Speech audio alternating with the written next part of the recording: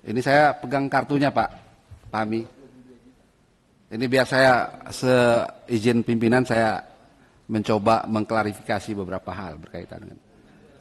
Pertanyaan saya dari data itu semuanya dapat ini apa tidak? Dapat kartu apa tidak? Dapat atau tidak saja jawabannya. Dapat atau tidak? Kartu ini ya. Dapat semua ya? Kalau peserta ya Pak, tanda pengenal. Tidak mengenal PBI, non PBI. Iya, justru itu artinya dapat kartu semua kan. Ya. Jadi yang didaftar itu 222 juta 222.708 orang. Semua dapat kartu. Ada yang pakai KIS digital juga Pak. Ya, artinya pakai terregistrasi seperti kartu ini kan? Ada yang kartu, ada yang pakai mobile aja Pak. Oke. Jadi ada dua jawabannya, ada yang pakai kartu, ada yang pakai digital. Oke. Nanti dulu, kita bungkus aja dulu, kita pegang dulu omongannya kan. Pakai kartu dan pakai ini. Nanti kalau rapat lagi, dijelaskan yang berapa kartu, berapa yang digital. Nanti jawabnya, tidak perlu sekarang. Ya kita bungkus dulu ini biar enak gitu kan. Lalu pertanyaannya, di sini ada keterangan nama, alamat, oke, tanggal lahir, NIK, lalu Paskes tingkat 1. Oke. Data dari data dari Kementerian Sosial, apakah sudah seperti ini? Datanya, sistem datanya seperti ini apa tidak? Jadi misalkan ini saya contoh ya, nama nomor kartu sekian, nama Mahmud, alamat Dusun 2, Desa Kamisi, Sulawesi Tenggara, Kamisi Kedoha, Kabupaten Kolaka Utara. Tanggal lahir sekian, NIK-nya sekian, Paskes tingkat 1, Mala-Mala. Ini dari Dinas Sosial atau dari Kementerian Sosial udah begini datanya? Boleh saya minta bantu Direktur Kepesertaan Pak? Ya. Sifatnya sangat teknis ya.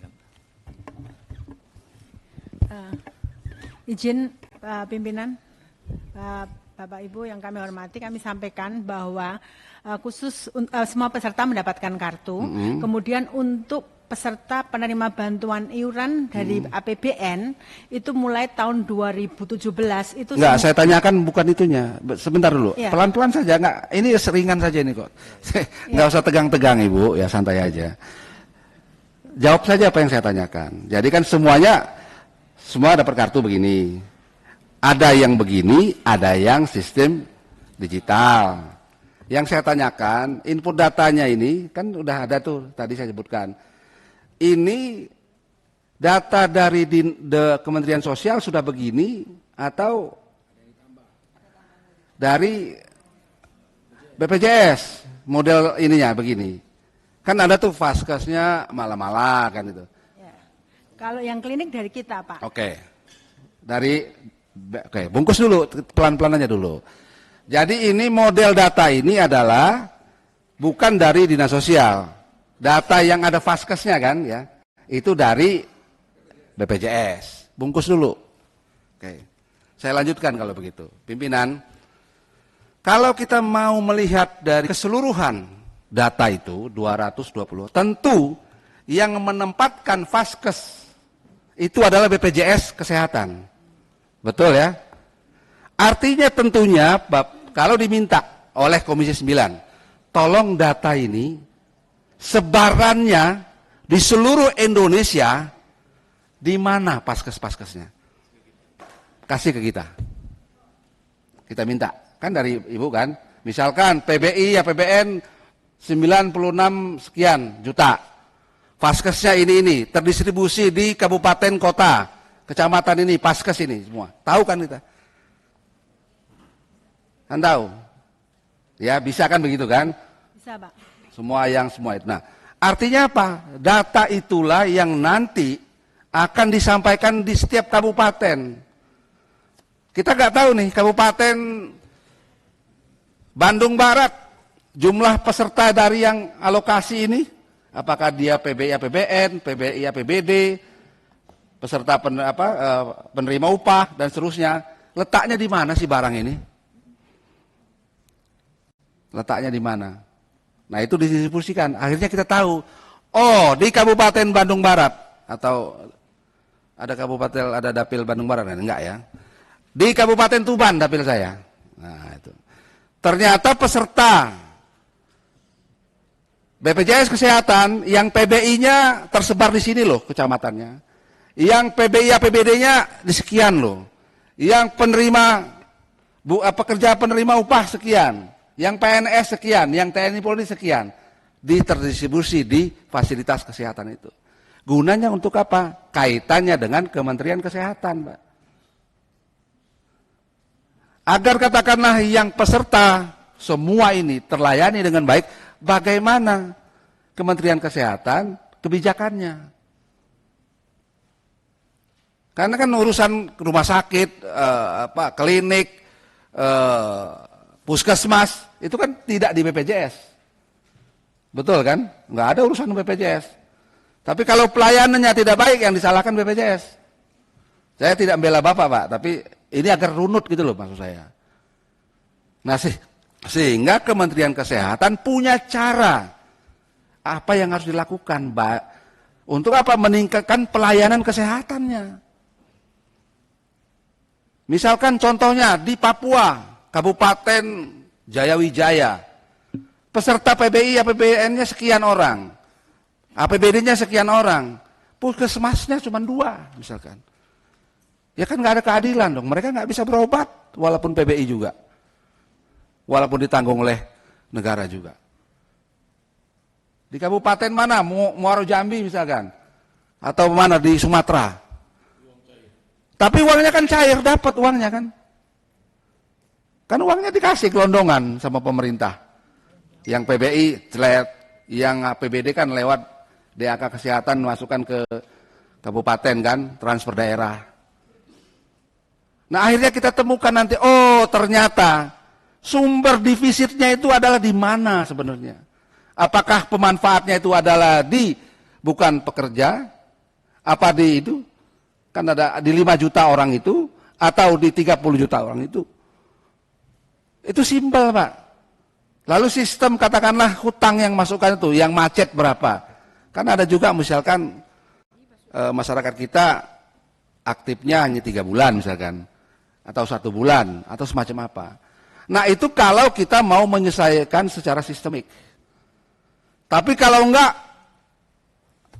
ini saya periode lalu juga ngomong semacam itu.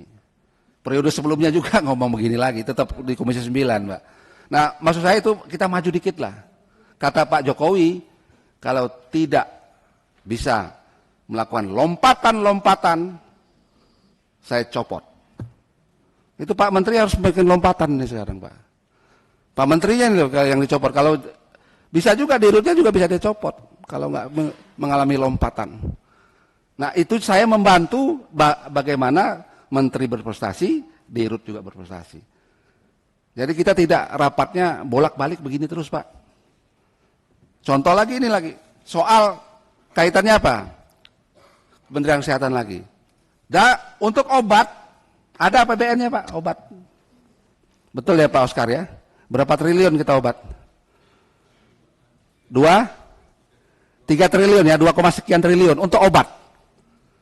Nah, obat didistribusikan ke puskesmas kan, ke program kan, puskesmas, rumah sakit.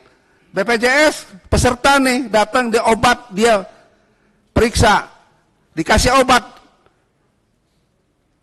Kan udah APBN juga biayai obat, BPJS juga kalau ada klaim obat kan dibayar juga sama BPJS kan? Betul nggak Bu? Kan paket kan? Kan paket layanan, tindakan medis sama obat kan? Sama alat. Nah, itu kan double juga itu, Pak. Nah, bagaimana ini diatur gitu loh. Jadi jangan sampai katakanlah sebenarnya ada hal-hal yang bisa kita urai kalau kita memang mau mengalami lompatan-lompatan. Saya kira gitu Pak Menteri, ini segera ya ke depan kita harus benar-benar sudah didengar semua tadi bahwa tidak gampang karena ini datanya dari BPJS, paskesnya segala tidak gampang. Apalagi di BPKP laporannya kan 10 juta Pak. 10 juta data yang tidak perlu diperbaiki ya. Ini kesimpulan rapat semuanya ada 10.654.530 peserta JKN yang masih bermasalah. Itu audit BPKP. Terakhir, pimpinan berkaitan dengan rumah sakit. 400 yang 6 bulan. Jadi orang sakit, berobat, pihak rumah sakit bisa mengklaim ke BPJS 6 bulan kemudian. Paling lama, kan paling lambat 6 bulan kemudian kan. Artinya, nah itulah sistem itu juga harus diperbaiki. Kalau saya sakit, mau pakai asuransi manapun, ya, setelah saya berobat, mungkin Pak Dokter tahu lah, langsung keluar tuh angkanya tuh. Asuransi langsung nyiap, oke, langsung ini. Nah kalau katakanlah paling lambat 6 bulan Bu, kemungkinannya bisa jadi rumah sakit lupa mencatatkan, bisa jadi pura-pura lupa lalu ingat-ingat apa yang diingat gitu loh. Nah ini juga menimbulkan fraud juga gitu kan. Itu menimbulkan masalah juga. Nah saya kira ini pimpinan yang ingin saya sampaikan, ini demi kebaikan kita bersama. Saya yakin Pak Menteri, Pak Dirut ingin melayani seluruh rakyat kita. Saya yakin kerja keras dari BPJS kita apresiasi tapi perbaiki. Nanti kalau dibandingkan Pak Menteri gajinya enggak di ini, Dirutnya mau enggak kan gitu kan udah mulai kan gitu kan. Kan enggak enak juga orang kerja keras kok enggak boleh makan gaji kan. Sayang. Nah, saya kira itu tidak bisa tidak menyelesaikan itu Pak. Kita harus sistemik, harus mengalami lompatan-lompatan. Saya kira itu pimpinan, terima kasih. Wassalamualaikum warahmatullahi wabarakatuh. Merdeka! Izin pimpinan interupsi sebentar. Menambah saya baru tahu kalau ternyata data itu yang bagian fasilitas vaskes pertamanya itu dari BPJS. Berarti selama ini banyaknya kesalahan, banyaknya jauh vaskes pertama itu dari BPJS. Penentuan vaskes pertama itu berarti kan ada yang rumahnya sini tapi ternyata vaskes pertamanya jauh sekali, ada sampai 20 kilo yang malah harga transportasinya lebih mahal daripada harga membayar BPJS, itu berarti dari BPJS-nya. Nah itu data yang dipakai oleh BPJS apa untuk menentukan vaskes pertama? Itu saja. Nanti jawabnya nanti saja. Dijawab sekaligus. Ini kan ada dugaan semacam itu. Ini karena salah penjelasan sedikit nanti, saja Pak. Vaskes itu bukan BPJS, peserta yang milih. Nanti kecuali PBI. Itu saja biar ya peserta milih kecuali PBI. Ya. Ya izin nih. Kedua. Ini sekaligus ini soal aja ini. Dijawabnya, masih ada yang bertanya ini. Nah, ini saya melanjutkan bukan nanya, bukan menjelaskan, menanya malah justru. Menarik ini Kak Ripka, nanti setelah ini Kakak sampaikan panjang saya dengar. Jadi begini, ini soal paskes ini, saya khawatir memang peserta yang milih tapi ada kasus-kasus di mana katanya konon kabarnya digiring-giring oleh para petugas BPJS di daerah untuk masuk klinik swasta. Makanya ditaruh tuh jauh-jauh gitu. Biarin aja dulu jauh-jauh. Memang milih, katanya sih milih. Tapi awal-awalnya memang milih, kan enggak. Masa langsung milih sih? Apalagi yang PBI, langsung dikasih. Nah kalau dia milih, maksudnya apa kok digiring-giring gitu, itu apa? Nah ini contoh. Nanti ini diperdalam lah. Ini mungkin sudah mengerti maksud saya itu. Begitu Kak Ripka. Terima kasih ya. baik, terima kasih. Diumpan sama Pak Abidin langsung dismes sama yang lain. Berikutnya kita ke Ibu Ripka Ciptaning. Bersiap-siap Ibu Sri Wulan. Silakan Bu Ripka. Kadang-kadang teman-teman ini nggak punya etika juga. Tapi ya udahlah, yang tua ini cukup mengerti. Para tamu yang saya hormati, saya rasa kita sudah dengar tadi semua teman-teman bertanya, tapi saya bukan menaifkan atau ngeyel. Tapi saya tidak begitu tertarik hari ini membicarakan persoalan data, persoalan utang BPJS, persoalan defisit, nggak tertarik. Kita ini kan dari pagi sampai sore ini mau ngomong apa sih? Saya tadi diwawancarai wartawan, ini kan persoalannya nih, mau ngapain BPJS ke depan? Iya kan? Tadi Pak Abidin Fikri bilang 3 periode di sini. Saya 4 periode, mungkin yang teman-teman Kemenkes kayak BPJS sudah bosan dengar saya. Tapi ini perlu saya bicara dengan Saudara Menteri Kesehatan. Tadi perlu lompatan-lompatan, kalau perlu lompat tinggi supaya Pak Presiden tahu. Jangan juga Pak Presiden ngomong di TV, saya lihat bolak-balik ngomong seolah-olah jangan cari pembenaran juga gitu loh pemerintah ini. Ini loh yang udah saya berikan untuk rakyat yang sudah dibayar oleh pemerintah negara sekian triliun. Nggak penting rakyat lihat itu. Yang rakyat bilang, ini loh masih ada yang nggak bisa bayar. Ini loh masih ditolak dari rumah sakit dan itu melanggar konstitusi. Jadi saya perlu ingatkan nih teman-teman semua, baik Kementerian BPJS, Badan Pengawas maupun DJSN dan kita semua yang ada di sini. Mumpung tanda tangan kita masih laku, jangan cuma lihat diri kita sendiri. Kalau Menteri Kesehatan sakit, anggota DPR sakit, Abdi Waluya, wow udah disambut sama perawatnya. Ibu sakit apa, mau ke dokter Pras, mau gini, udah. Karena kita pakai jasindo. Ya kan? Begitu Menteri Kesehatan disahkan aja, saya lihat Sekjen udah menyamperin. Tapi ketika kita sudah tidak jadi apa-apa yang diberikan untuk rakyat ini, apa sih sebenarnya historinya bisa lahir BPJS itu apa? Kan ingin memotong birokrasi kesehatan supaya tidak berbelit-belit. Dulu ada Jamkesmas, Jamkesda, Askeskin, SKTM, bla bla bla bla, supaya mimpi kita ada jaminan sosial tingkat nasional. Sehingga orang Pandeglang sakit di Bandung, orang Papua sakit di Aceh, itu semua hak warga negara Indonesia. Kita orang Indonesia punya hak yang sama. Itu perintah Undang-Undang Dasar 45 pasal 28H. Setiap warga negara punya hak sehat yang sama. Mau Menteri Kesehatan, mau anggota DPR, tukang ojek, satpam, tukang wartawan. Tadi saya bilang mau wartawan. Itu tadi dibilang sama Pak Obon. Pak Anwar. Anggota buruh. Jangan dilihat gajinya. Hari ini ada yang gaji 7 juta begitu PHK. Belum masuk data orang miskin. Anaknya sakit, siapa yang tanggung jawab? Tapi dia warga negara Indonesia loh. Konstitusi mengatakan setiap warga negara berhak mendapat pelayanan hidup sehat yang sama. Saya mungkin nggak seneng lihat data tuh, nggak seneng. Di situ 222 juta. Kalau dihitung masih 38 juta yang belum tercover. Padahal kita baru kemarin ngomong rapat POKSI 7%. Padahal ini 14%. Udah nggak bener. BPS, data orang miskin, beda sama BKKBN, beda lagi dengan pemerintah daerah. Mau pilkada, data orang miskinnya nambah. Nggak ada yang benar, nggak ada yang benar.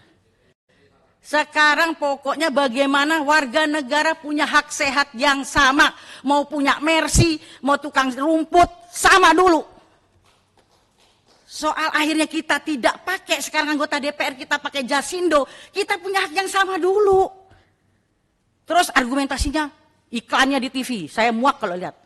Gotong royong, dengan gotong royong yang sehat memberi yang sakit, semua tertolong. Gotong royong itu yang kata Bung Karno, bukan begitu.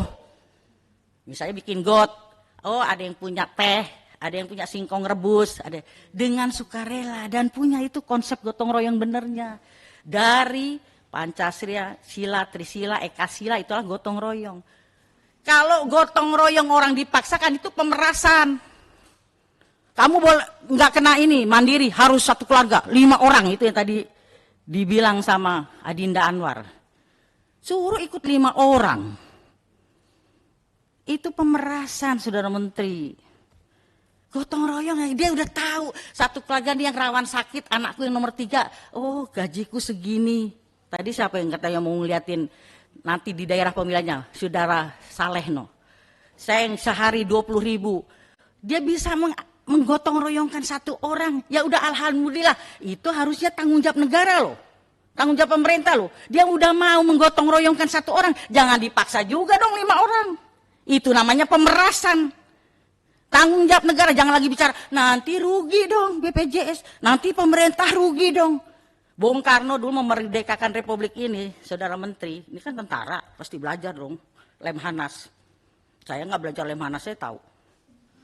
Bung Karno dulu nggak pernah mikir ntar gaji tentara segini PNS nggak. Yang penting proklamasi. Kami itu dulu. Ini jangan usah mikir, negara tidak boleh berbisnis dengan rakyatnya, tidak boleh. Maka itu perlu lompatan. Kalau belum udah takut rugi, takut mundur. Pak Jokowi wali kota sudah bisa memikirkan 250.000 rakyatku di Solo harus bagaimana sehat semua, pintar semua, dapat pekerjaan semua. Itu perintah undang-undang, bukan neko-neko. Begitu jadi gubernur DKI yang memikirkan 9 juta. Begitu jadi presiden 260 juta. Makanya perlu yang bantu-bantu ini memikirkan.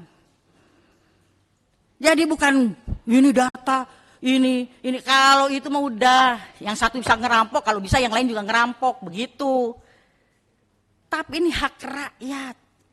Undang-undang kesehatan juga mengatakan di situ. Tapi mana rakyat ada yang terbela? Nggak ada. Padahal udah kita cantumkan di Undang-Undang Kesehatan pasal 32. Rumah sakit menolak pasien, sanksi. Di pasal 190. Baru nolak saja, sanksinya 2 tahun dan saya dulu nggak mau bilang atau 200 juta. Kalau karena ditolak yang tadinya dia stroke ringan begini jadi permanen gini apa mati. 10 tahun dan 1 miliar. Tapi nggak pernah ada pasien dipenjarakan dapat itu si dokter atau perawat atau apa, tapi selalu pasien yang jadi kalah. Padahal kita udah cantumkan kedaulatan pasien di pasal itu. Nggak pernah disosialisasikan. Karena teman sejawat itu ikatannya terlalu tinggi. Saya pernah dibully sama ID, disomasi, bukan dokter Terawan aja. Karena statement saya yang menyakitkan, saya bilang dokter lebih jahat daripada polisi. Polisi nilang orang sehat, dokter nilang orang sakit. Saya langsung dibilang, Dokter Ripka Ciptaning keluar dari ID. Saya dulu masih Jainal ketua ID-nya. Saya bilang, Jainal yang milih gue bukan lu. Yang milih gue rakyat Sukabumi. Saya statement gitu, saya bilang sama anak saya yang dokter. Kalau kamu mau jadi dokter jangan jadi pedagang. Kalau jadi pedagang tidak bisa jadi dokter. Nggak boleh dua-dua itu dijadukan. Tapi sekarang dokter-dokter jadi pedagang repot. Yang tidak harus USG. Jadi perlu revolusi mental dulu itu. Kalau kita dulu kan ilmu dari dosen kita, kepintaran dari Tuhan kita terapkan. Sakit apa Bu? Panas, berapa hari? 4 hari. Coba lidahnya, observasi typhoid. Ibu di rumah diet lunak. Enggak kalau sekarang, dokter sekarang. Padahal udah tahu observasi typhoid. Tapi dia bilang gini, lab ya, 15% dari labnya. Ya kan? Dan salahnya lagi, ini kok labnya ragu ya? Ulang Bu. Kan bukan salah pasiennya, double 15%. Itu alat terpakai, konsul dokternya dapat, ya kan? Itulah kapitalisme masuk di bidang kesehatan. Yang tadinya kesehatan itu orientasi sosial, karena pengaruh kapitalisme bergeser menjadi komersial. Ini tanggung jawab kita bersama. Kalau cuma ngomong masalah defisit ini data nggak selesai. Biar orang kaya juga punya hak yang sama, benar. Tapi persoalan negara baru bisa mengasuransikan kelas 3, ya lu kalau mau itu. Mimpi kita ke depan mudah-mudahan nanti bisa di kelas 1 kayak Kuba gitu. Jadi dari Fidel Castro sampai rakyat sama. Begitu. Tapi baru bisa kelas 3 ya. Kalau lu kurang nyaman ya lu carilah swasta. Tapi semua punya sama dulu. Jangan nanti tiba-tiba PHK. Belum masuk data sakit nih ini. Ini karena bukan tim suksesnya nggak masuk ini. Yang penting itu dan Pemerintah harus bisa semua kelas 3. Tadi Anwar betul itu. Swasta maupun ada undang-undangnya. Kan ada undang-undang rumah sakit. Bahwa rumah sakit swasta harus 25% atau 20% untuk kelas 3. Artinya gini, lu boleh dong bisnis di negara ini. Tapi punya juga kontribusi lu untuk negara. 20%, 25% harus kelas 3. Kelas 3 itu untuk KIS. Ini jangan Jokowi bagi KIS, KISnya nggak laku di rumah sakit. Itu kan sama nyoreng mukanya Pak Presiden. Bagi KIS, tahu-tahu KIS di rumah sakit, Bu kelas 3 penuh Bu, adanya kelas 1. Kenapa kelas 1-nya kosong? Supaya bayar dulu. Namanya rakyat, biarin deh suster anak saya di kelas 1, udah KIS-nya dikantongin, nggak laku kan? Dia telepon temennya, utang dong anak saya dirawat di kelas 1. Untuk apa KIS? Ini PR kita. Tanggung jawab. Itu dewasnya gimana? Ini harus kita awasi dan ini kebobolan di mana-mana pasti terjadi lah. Karena revolusi mental buat kita semua, dokternya kayak perawatnya kayak orang rumah sakitnya kayak BPJS-nya semua salah. Udah. Saya itu pernah berhayal mau mimpi mau tidur itu. Mimpi saya ke depan itu bagaimana ya suatu saat tidak boleh satu orang pun yang tertolak dari rumah sakit. Karena Undang-Undang Dasar 45 pasal 34 mengatakan negara berkewajiban menyediakan fasilitas kesehatan untuk semua rakyat. Artinya tidak boleh satu pun yang tidak terlayani. Kalau masih ada orang yang tidak bisa mengakses kesehatan, artinya kita masih gagal semua ini. Jangan dianggap kita berhasil. Menteri Kesehatannya kayak, DPR-nya kayak, ketua komisinya kayak, semua gagal. Jangan bilang hebat, enggak. Sama semuanya, jangan tepak dada. Masih ada di sekitar kita yang nangis. Bayi tidak bisa pulang di Bekasi karena ditahan rumah sakit. Bayangin. Soal itu Pak punya KIS nggak apa-apa kan dia nggak pakai. Pasti dia pakai dong Jasindo. Makanya udah nggak usah data. Jadi usul konkret saya, sudah Menteri Kesehatan. Usul pada Pak Jokowi. Kan sama-sama UGM. Belum ada presiden dari UKI.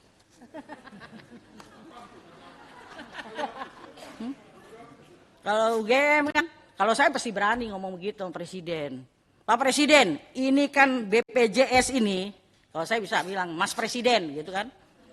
BPJS ini kan produk unggulan pemerintah Jokowi. Saya usul khusus rapat kabinet tentang BPJS. Menteri Keuangan, tapi jangan Sri Mulyani terus yang nyocor mulutnya. Menteri Kesehatan yang jadi leading sektor di situ. Dia tukang bayar aja, tapi kebijakan kesehatan leading sektornya Menteri Kesehatan di situ. Dia tukang bayar. Ya kan? Di situ ngomong tentang BPJS. Karena ini carut-marutnya bukan persoalan terus nanti. Pemerintah kan sudah bayarin yang miskin sekian, miskin itu versi siapa? Tadi dibilang Ubin, ada TV, termasuk kategori tidak miskin. Orang itu TV dari mertuanya. Ubin dia suruh nempatin rumah mantunya. Tukang surveinya salah. Rumahnya gedung ada motor, motornya kado. Salah surveinya, makanya nggak bisa buat patokan itu survei itu salah udah semua. Pokoknya setiap warga negara rambutnya hitam, makanya jangan suka dibule-bule ini ibu ketua itu. Enggak, takut saya, takut dianggapnya tidak bukan orang warga negara asli gitu. Warga negara asli itu kan hitam, kalau uban ini kan lambang tua. Takut saya begitu dilihat bukan warga negara Indonesia. Semua punya hak sehat yang sama di mana seluruh Indonesia. Baru persoalan vaskesnya. Tadi kenapa saya kemarin usul supaya itu diperbarui dari 2005-2015. Saya berharap banyak nih sama Dokter Terawan. Saya sebenarnya mengikuti kisahnya apa. Jadi jangan DSA di sana, di sini kita DSA. Ya kan? Cuci otak kita semua. Kita masing-masing. Saya juga bisa cuci otak Anda bisa cuci otak saya, semua kita sama. Jadi begitu.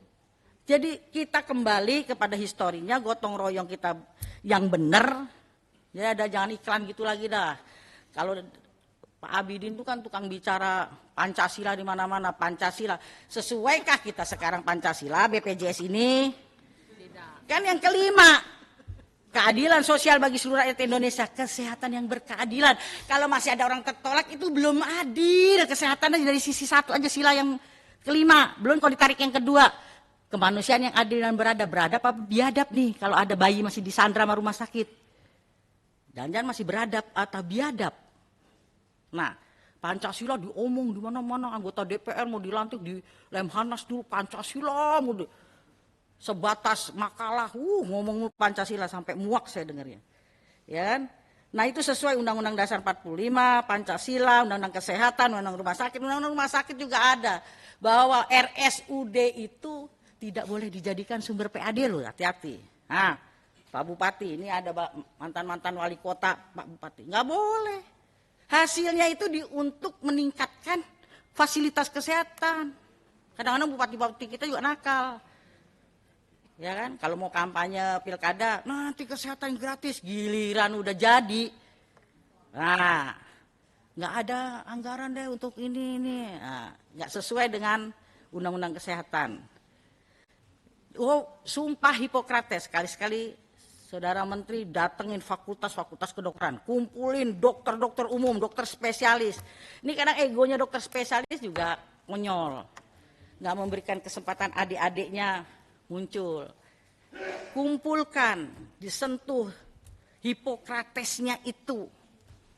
Saya bilang sama anak saya, ketika kau mau jadi dokter, yang dibuat praktek, emang ada kelas VIP? Nggak ada kan? Kelas 3 semua yang colok-colok vaginanya itu. Tapi udah dokter, nggak ada yang mau lagi. Tuse, yang dirasain apa? Anget, katanya ya. Saya dulu kan waktu itu tuse, apa yang dirasakan? Anget, nggak tahu pembukaan berapa itu. Mana ada yang kelas VIP? Tapi giliran udah dokter, datengin BPJS kelas 3, sakit apa Bu? Diskriminasi senyum. Iya kan? Tapi kalau yang datang yang VIP, selamat siang Ibu, sakit apa, buka bajunya. Aduh, senyumnya bagus banget udah pokoknya. Makanya saya pernah mengidekan rumah sakit tanpa kelas. Tapi nggak dikasih izin. Istilah sosialis, komunis lah, apalah, nggak tahu lah. Padahal itu yang benar sesuai Pancasila. Tapi kan nggak dapet izin. Gimana? Nah, jadi itu yang bisa saya sampaikan. Kapan-kapan kita bisa diskusi panjang lebar ke persoalan kesehatan. Ngelotok saya. Cuma nasibnya aja nggak bagus saya. Jadi menteri. Oh, staf saya udah di belakang Dokter Terawan tuh, Mundi Harno, Dokter Bayu dulu yang bantuin saya. Coba semua Mbak Ani ini dulu semua kan Dokter Oscar ini semua masih ekselon berapa? Di sini aja, malah dulu di situ, sekarang di sini. Itulah politik ya. Itu politik. Jadi malu aja kalau saya menuangkan mimpiku belum sampai. Saya mimpinya tidak boleh ada orang tertolak dari rumah sakit satupun. Itu baru negara Pancasila. Kalau belum jangan tepak diri ngomong Pancasila Abidin Fikri di mana-mana. Kalau masih ada orang tertolak dari rumah sakit, belum sesuai dengan sila kedua dan sila kelima. Itu dari saya. Terima kasih pimpinan. Sekian. Ya, ini kan namanya maskot Komisi 9, jadi memang agak khusus kita lihat.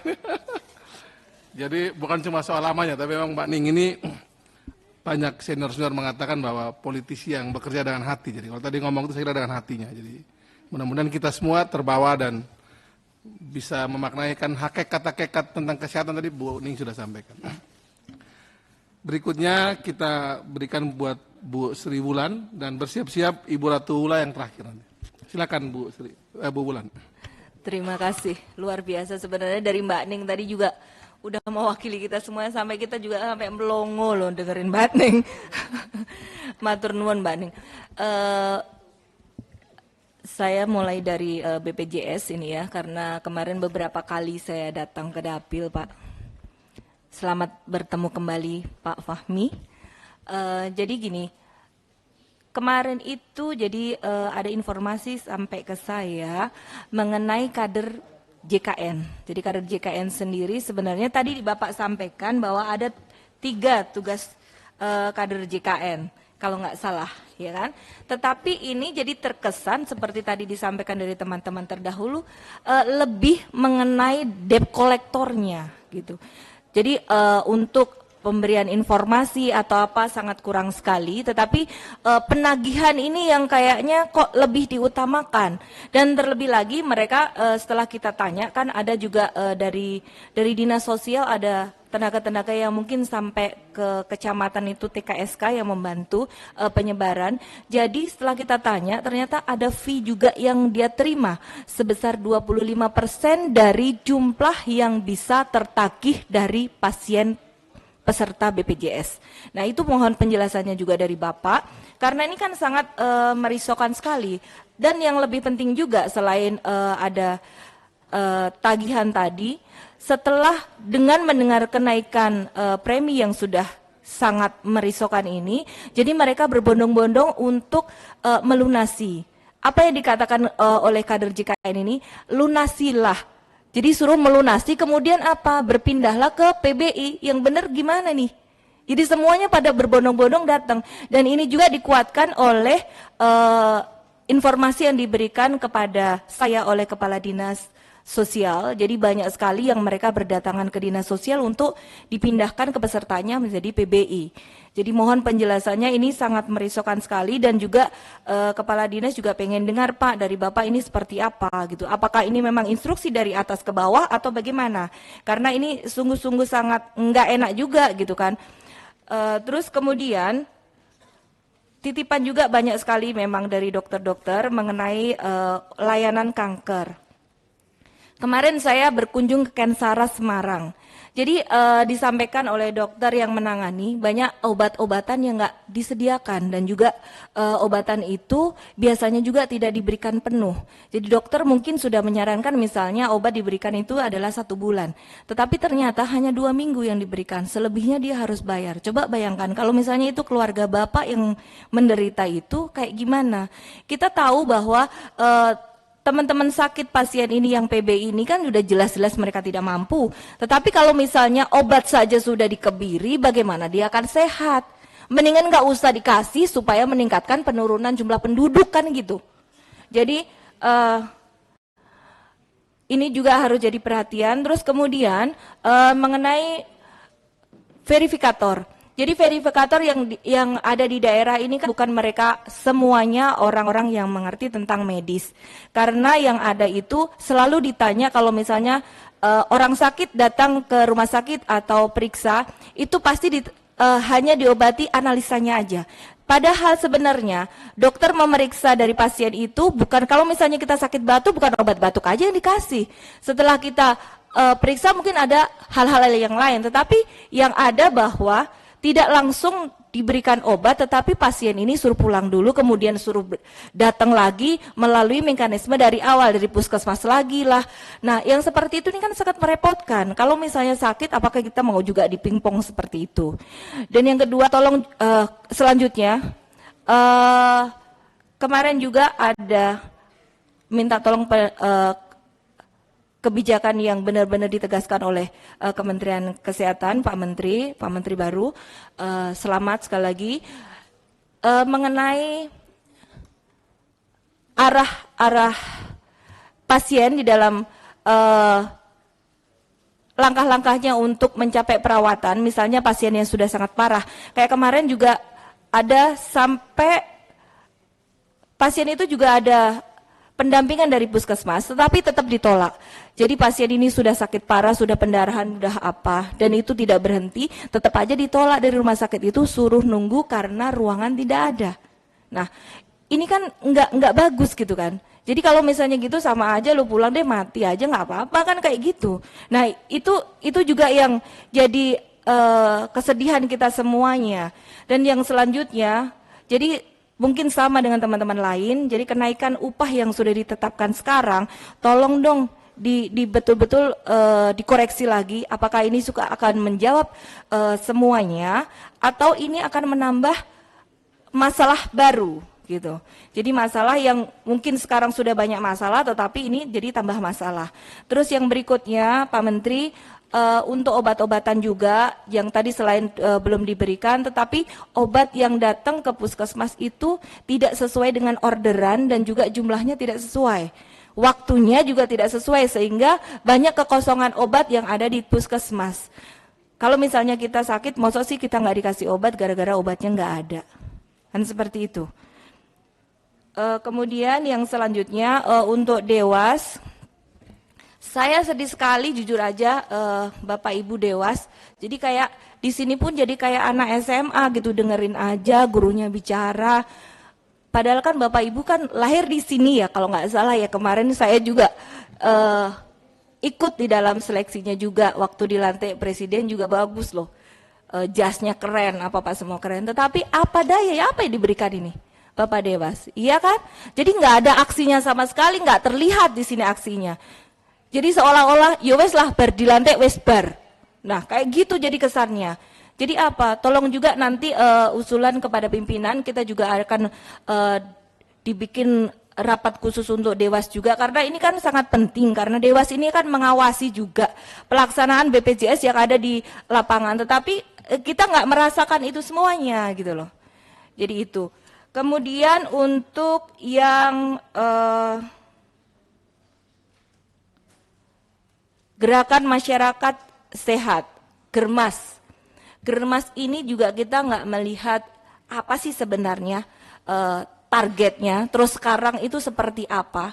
Jadi tolong juga nanti kita semuanya pengen dengar. Jadi hasil dari Germas yang selama ini saya juga ikut-ikutan mensosialisasikan waktu itu, tapi hasilnya kayaknya enggak begitu kentara gitu. Jadi yang kita tahu bahwa kesadaran masyarakat untuk hidup sehat juga enggak juga gitu kan, memanfaatkan tenaga maupun lahan di sekitar kita, bagaimana kita mensosialisasikan hidup sehat juga enggak juga gitu kan.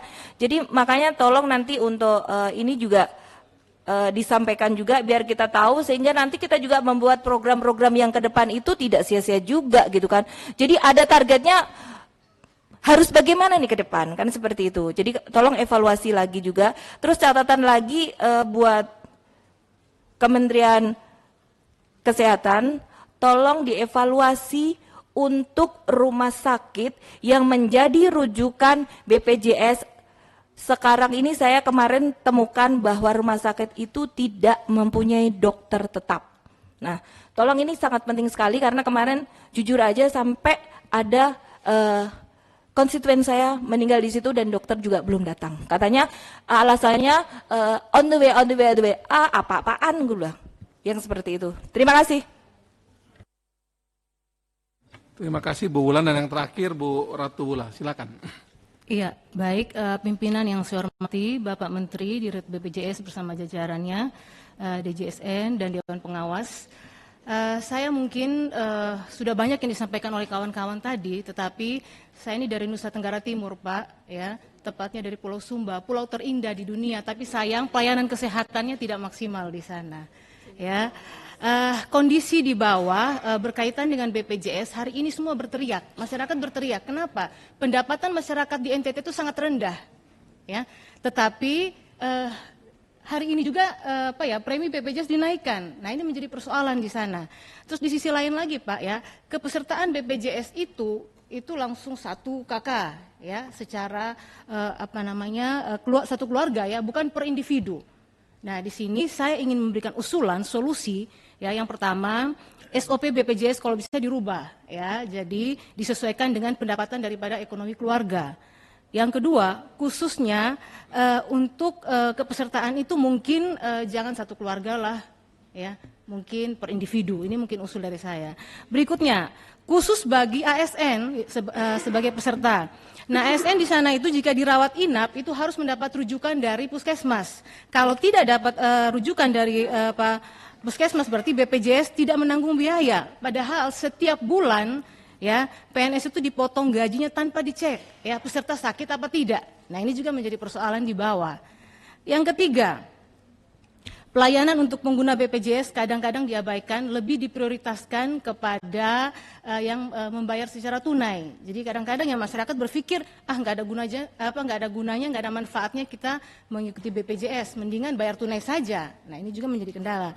Berikutnya, mereka sudah menggunakan BPJS, tapi kadang-kadang di rumah sakit, di puskesmas, alasannya obatnya itu nggak ada, habis.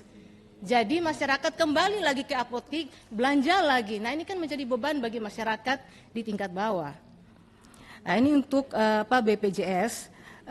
Selanjutnya ya, kemarin saya memberikan apresiasi kepada Bapak Dr. Terawan yang sudah dilantik menjadi Menteri Kesehatan. Saya pikir ada harapan baru ke depan untuk meningkatkan derajat kesehatan masyarakat.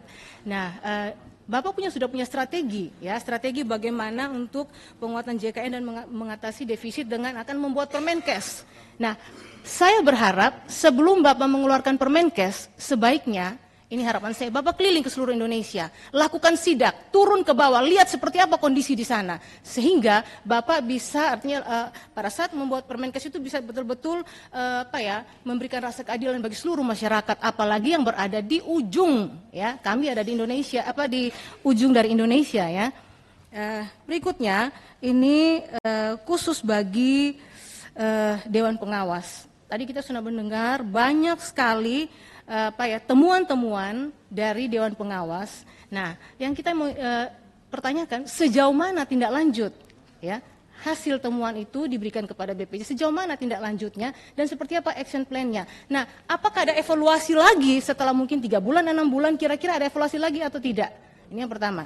Yang kedua, tadi Ibu katakan bahwa sudah keliling ke seluruh Indonesia melakukan sosialisasi, melakukan pengawasan, dan lain sebagainya. Yang saya ingin tanyakan, apakah waktu Ibu turun ke daerah, ada satu daerah ya yang mengatakan bahwa wah kami itu senang sekali ya dengan program kenaikan tarif BPJS. Apakah ada satu daerah yang menyatakan senang atau tidak? Nah ini mungkin bisa menjadi contoh ya sehingga bisa menciptakan inisiatif dari masyarakat atau menciptakan bagaimana masyarakat itu dengan secara ya spontanitas dan lain sebagainya juga bisa ikut untuk menjadi peserta aktif sebagai peserta BPJS. Mungkin ini pertanyaan dari saya. Sekian dan terima kasih. Baik, terima kasih. Sebelum dilanjutkan ada tambahan dulu dari Pak Ansor, silakan.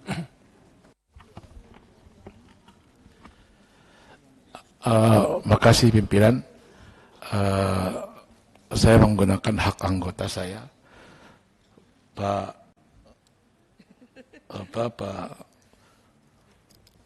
Abidin, Pak Saleh, dan Bu Ning. Sebenarnya kalau saya menggunakan hak anggota saya harus duduk di anggota gitu. Bolehkah saya duduk di sini? Boleh ya? Sebentar pimpinan, ini juga harus jelas juga. Jadi jangan begitu Pak Ansori. Ya, itu merendah meningkatkan mutu itu. Bapak pimpinan itu tidak mengurangi hak-hak yang lain, Pak. Tetap digunakan, Pak. Jangan sampai begitulah gitu ya. Makasih pimpinan. Baik. Hormat saya kepada pimpinan dan anggota juga tamu-tamu kita semuanya, Bapak Menteri Kesehatan, Bapak Terawan, dan jajarannya semuanya, langsung saja biar tidak banyak waktu. Tadi yang saya hitung ada 7 orang atau 8 orang ya, yang mengingatkan tentang keputusan rapat gabungan Komisi 9 dan Komisi 11 DPR RI, dengan pemerintah yang diwakili oleh langsung Menkes, langsung Mensos, langsung Dirut, Pak Dirut ya, Pak ini langsung di sini waktu itu, langsung Menkeu, ada di sini tuh, dan saya ada di situ gitu. Saya cuma menekankan keadaan rapat pada waktu itu gitu. Ya, di mana pada waktu itu agak tegang juga, tetap harus naik. Tapi saya bilang pada waktu itu, tolong, ini minta tolong. Jangan sampai dinaikkan kelas 3 mandiri. Yang PBBP maupun BP. Kenapa?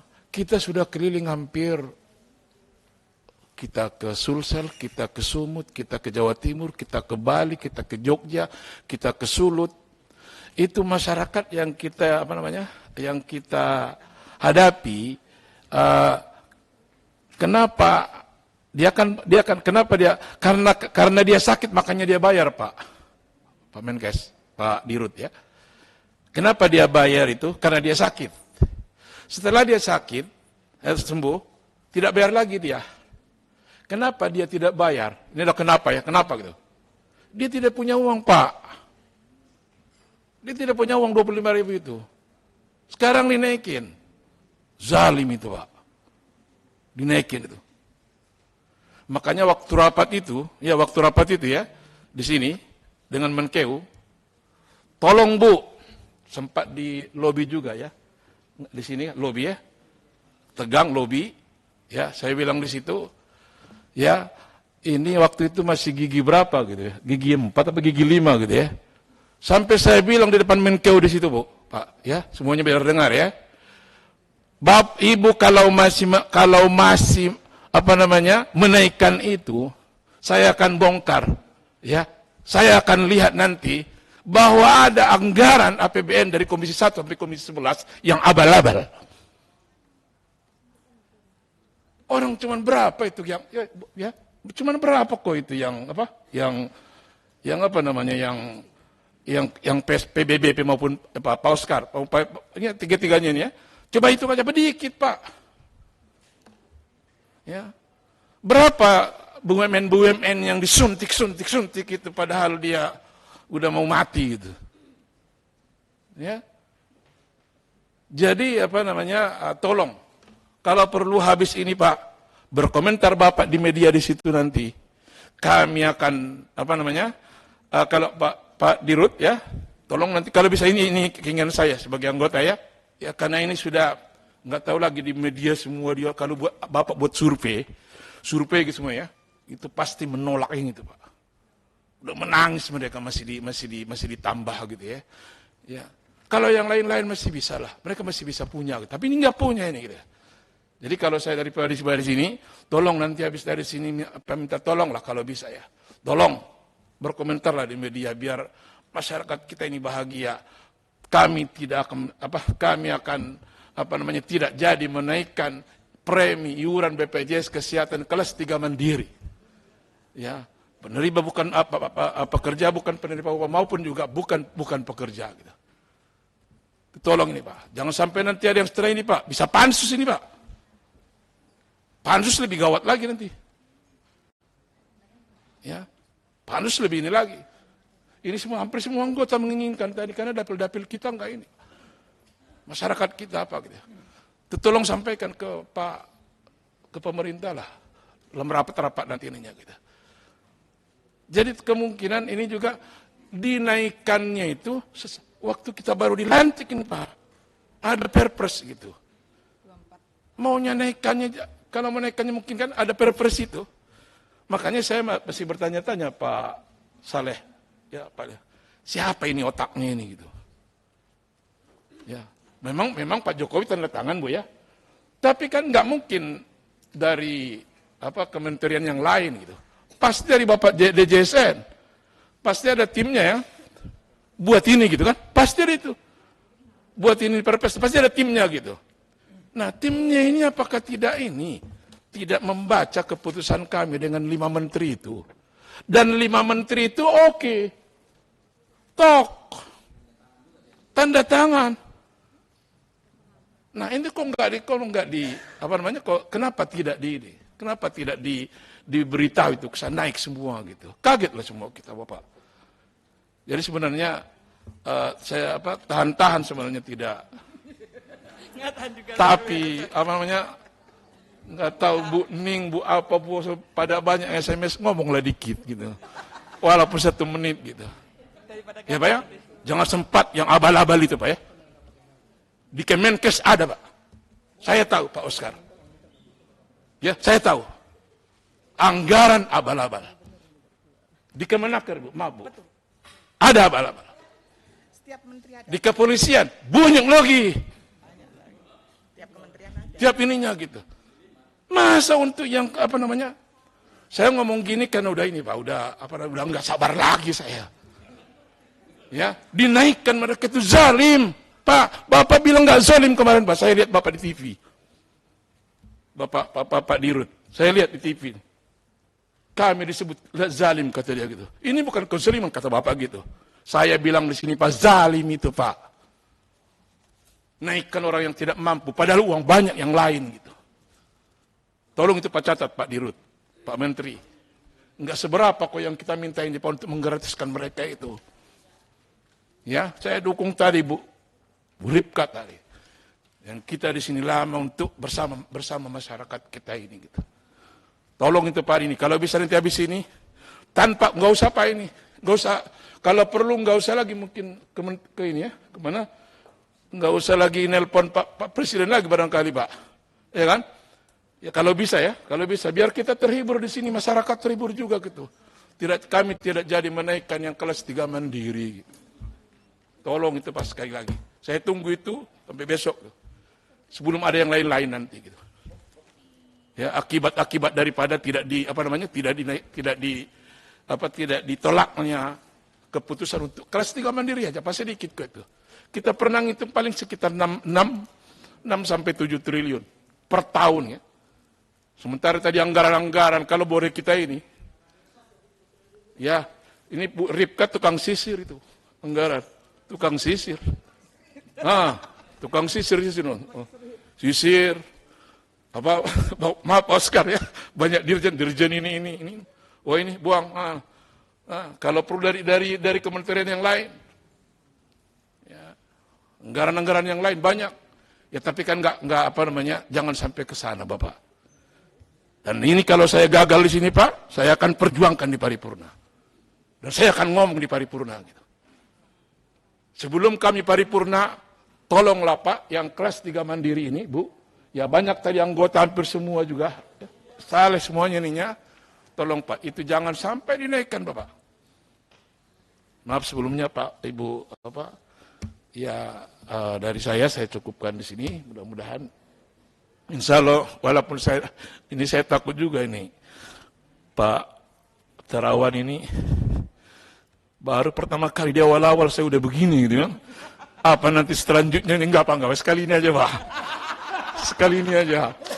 Ya kan sekali ini aja Pak. Jadi mudah-mudahan kita memang kalau tergores Bapak masyarakat bawah itu kita nggak bisa bersama mereka Pak.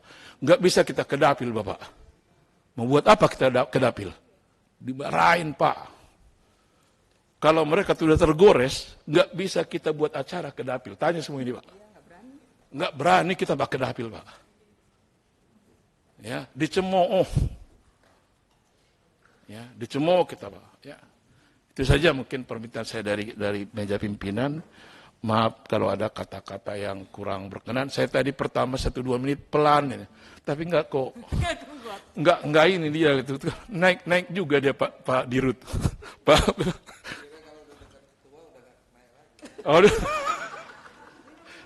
Ya, terima kasih. Ya, mudah-mudahan ke depan insya Allah kita bisa bekerja sama dari saya.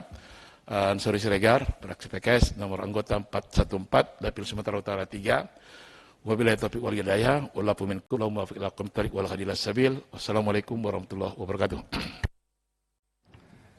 Katanya inilah aslinya Pak Ansori yang gini. Yang ini aslinya. Jadi kalau selama ini lihat belum keluar aslinya, ini aslinya. Berikutnya lagi di meja pimpinan mau bicara semua ini. Berikutnya silakan Bu Nini dan bersiap-siap Bu Yayu. Assalamualaikum warahmatullahi wabarakatuh. Pak Menteri, Pak Dirut, pimpinan serta anggota Komisi 9 yang saya hormati, saya merasa rapat ini sudah tidak memiliki harga sama sekali. Rapat Komisi 9 ini sudah tidak memiliki harga sama sekali. Karena seluruh keputusan-keputusan itu sudah tidak dijalankan sama sekali. Mulai saya, walaupun kemarin tidak di sini, tapi kita semua di sini, saya sudah menyebarkan hasil laporan singkat rapat gabungan seluruh mitra yang kementerian yang berhubungan dengan BPJS tanggal 2 September dan Bu Dewi Asmara yang memimpin. Di situ jelas-jelas tertulis bahwa kelas 3 tidak dinaikkan, tapi ternyata tetap dinaikkan. Lalu harga diri kita ini apa? Lalu kenapa kita masih mau rapat? Saya mengusulkan kalau ini tetap dilanjutkan, tetap dinaikkan, kita tidak usah rapat lagi dengan BPJS. Dengan Kementerian Kesehatan, tidak ada gunanya. Rangkuman apapun, kesepakatan ditandatangani siapapun juga tetap dilanggar kok. Kita nggak punya harga diri DPR. Nggak ada sanksi apapun. Masa kita cuma bagian, kalau ada anggaran pada melas-melas datang, Bu, tolong dong Bu, ini dinaikkan, Pak, ini tolong dong, dirangkum kita tanda tangan. Tapi ketika rakyat menjerit, kita tidak bisa apa-apa. Jadi saya usulkan, Bu pimpinan dan pimpinan yang lain, saya usulkan kalau ini tetap dinaikkan seperti janji Pak Ansori tadi, sampai besok masih kelas 3 masih dinaikkan, kita sepakat tidak akan melakukan rapat dengan Kementerian Kesehatan dan BPJS Kesehatan. Sepakat? Sebentar Pak. Bentar, jangan begitu. Soal kesepakatan nanti, ini kan ini lagi kesepakatan nanti, curhat. jadi Nanti. iya. Usulnya begitu. Ini masih Usulnya curhat. begitu, betul. Nanti untuk kesepakatan di tangan pemimpin sidang. Siap. Cuman saya merasa bahwa ini sudah tidak ada harganya lagi. Tidak ada harganya lagi. Seluruh yang kita, saya baca Pak, bahwa itu ada laporan data cleansing itu juga tidak jelas semuanya. Jadi bagi saya seluruh yang dirapatkan di sini ya menguap begitu saja. Habis ini ya sudah dijawab, ya sudah selesai, ya sudah. Akan tetap naik. Kalau tetap naik, apa harga diri kita? Itu saja saya mengusulkan, Pak Melki sebagai pimpinan, saya mengusulkan kalau tetap naik, kita tidak akan mengagendakan rapat lagi karena sudah berarti suara kita sebagai wakil dari konstituen kita, dari rakyat Indonesia, dari Sabang sampai Merauke tidak didengar oleh pemerintah. Itu saja pimpinan, terima kasih. Wallahu muwaffiq ila aqwamit thoriq. Wassalamualaikum warahmatullahi wabarakatuh. Berikutnya silakan Bu Yayu. Terima kasih. Assalamualaikum warahmatullahi wabarakatuh. Yang saya hormati Bapak Ibu sekalian. Kalau yang dua tadi sudah panas-panas, saya dingin-dingin saja dulu. Iya. Yang pertama, saya menegaskan kembali Pak Menteri bahwa apa yang dilakukan atau langkah yang dilakukan oleh Bapak untuk menunda untuk Permenkes nomor 30 itu sangat bagus sekali dan luar biasa. Saya acungi jempol untuk keberanian Bapak. Namun sebagaimana disampaikan tadi, kapan ini mau ditindaklanjuti? Karena tanpa ditindaklanjuti tidak ada artinya apa-apa. Kenapa saya sampaikan? Karena ini sangat berpengaruh terhadap rumah sakit daerah yang rata-rata tidak memiliki tipe B, tapi rata-rata yang memiliki tipe C. Dan itu juga sangat tergantung juga kepada pelaksanaan di dalam, terutama warga masyarakat yang terkena atau sudah melakukan cuci darah. Ambil contoh misalnya di Kalimantan Barat, landak itu kalau mau cuci darah harus ke Sanggau. Sanggau itu jaraknya 2-3 jam, 2 jam lebih. Demikian juga dari Skado juga demikian. Oleh karena itu ini menjadi penting, maka memerlukan program ataupun perbaikan pelayanan justru di rumah sakit yang tipe C yang rata-rata di kabupaten atau kota. Sehingga masyarakat tidak terlalu jauh untuk melaksanakan itu. Itu dalam rangka pelayanan atau peningkatan pelayanan terhadap BPJS juga. Kemudian yang kedua, dalam rangka untuk menghindari warga masyarakat Indonesia atau warga negara Indonesia pergi berobat ke luar negeri, perlu juga melakukan langkah dengan Kementerian Keuangan, terutama pajak-pajak yang terkait dengan alat-alat kesehatan yang masuk dalam barang mewah. Sehingga saya juga support terhadap Bapak bahwa akan menggunakan alat kesehatan dari produk dalam negeri. Itu menjadi penting. Yang ketiga, ketika Bapak Ibu sekalian melakukan sidak, dan itu penting, sebagaimana yang diminta oleh Bapak Ibu dari Komisi 9. Nggak usah diberitahu daerahnya itu, langsung aja datang seperti orang yang seakan-akan orang bertamu, kemudian langsung melihat di IGD-nya, di tempat-tempat yang untuk pelayanan, sehingga Bapak tahu secara langsung bagaimana situasi dan kondisi di rumah sakit daerah. Kita juga tahu bahwa di rumah sakit daerah itu karena sebagian besar juga PNS, dan itu memang realitanya seperti itu. Kalau mau berobat tidak ditangani dulu tetapi ditanya dulu apakah menggunakan BPJS atau menggunakan umum. Itu bukan berarti mereka benar, tetapi pertanyaannya itu membawa dampak yang tidak bagus terhadap pasien BPJS. Oleh karena itu Pak Menteri, saya kira kalau sidak kemanapun dan mungkin juga BPJS dalam pelayanan itu juga tidak perlu harus diketahui oleh mereka sehingga datanya bisa otentik. Selanjutnya menurut saya, apapun yang disampaikan oleh kawan-kawan termasuk Buning terkait dengan kelas 3, artinya BPJS kelas 3 yang harus ditanggung negara, itu sangat luar biasa. Saya juga paham bahwa Pak Menteri tidak bisa melakukan keputusan secara langsung, harus melakukan koordinasi. Kita harus sadari semua itu untuk Pak Menteri, karena yang menentukan itu bukan Pak Menteri, karena ini perpres, maka tentu yang penting adalah bagaimana segera melakukan koordinasi dengan kementerian yang lain ataupun dengan Pak Jokowi, bagaimana langkah-langkah selanjutnya, supaya warga masyarakat tidak akan terjadi hal semacam itu. Harapan dari seluruh warga masyarakat memang mengharapkan semuanya mendapatkan pelayanan yang terbaik untuk kesehatan, dan kesehatan adalah kunci dari generasi muda yang akan datang maupun warga masyarakat yang sudah lansia atau kualitas dari bangsa Indonesia itu sendiri. Saya kira demikian, terima kasih. Assalamualaikum warahmatullahi wabarakatuh. Baik Bu Yayu, sebelum ditawarkan kepada kita semua untuk melanjutkan rapat, mungkin dari saya pribadi saya ingin menanyakan, bisa kami tolong dijelaskan proses sampai kemudian Perpres ini keluar itu prosesnya seperti apa sebelum kemudian diputuskan oleh Presiden? Kan yang hadir dalam rapat terakhir itu di rapat gabungan kan hadir Menteri Koordinator PMK, hadir Menteri Kesehatan, hadir Menteri Keuangan, hadir Menteri Sosial, hadir Menteri PPN Kepala Bappenas, hadir Ketua Dewan Jaminan Sosial Nasional dan Direktur Utama BPJS Kesehatan. Yang kemudian hasil rapatnya juga sangat clear di sini untuk kelas 3 tidak dinaikkan. Lalu kemudian bagaimana proses yang terjadi sampai kemudian Perpres ini keluar? Sekian institusi yang bertanggung jawab di rapat gabungan ini, siapa yang kemudian bertanggung jawab sampai kemudian Perpres ini keluar bahwa semua dinaikkan?